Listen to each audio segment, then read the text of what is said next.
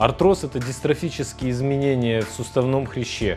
Суставной хрящ покрывает практически все суставы нашего организма и является тем субстратом, который улучшает скольжение костей друг от друга. Артроз проявляется болями, а также нарушением движения в суставе. Причиной боли является уменьшение высоты суставного хряща, его износ вследствие посттравматических изменений или нарушения трофики хряща. Суставной хрящ является уязвимой тканью вследствие того, что не обладает кровеносными сосудами, а все питание получает из окружающей, омывающей ее суставной жидкости. В связи с этим и возникают проблемы в лечении этого сустава, потому что все препараты, которые мы принимаем вовнутрь, доставляются тканям нашего организма посредством кровеносных сосудов.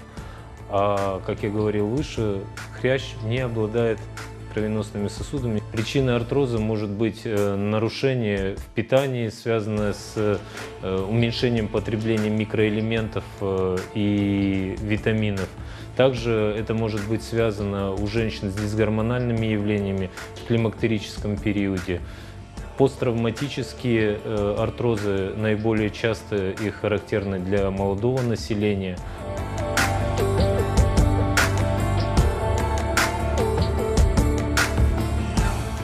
Для профилактики артроза необходимо ежедневные дозированные физические нагрузки, наличие в рационе питания необходимого количества кальция, белков, микроэлементов, а также по возможности избегать травм. Если у вас появились первые признаки артроза, вам необходимо обратиться к врачу-хирургу или травматологу, пройти в обязательном порядке рентгенографическое исследование сустава, при необходимости, которое может быть дополнено компьютерной томографией или магнитно-резонансной томографией, ультразвуковыми методами исследования.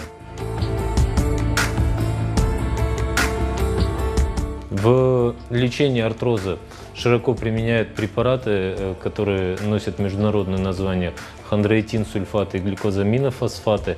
Также в лечении артроза возможно применение фиксирующих повязок, специальных ортезов.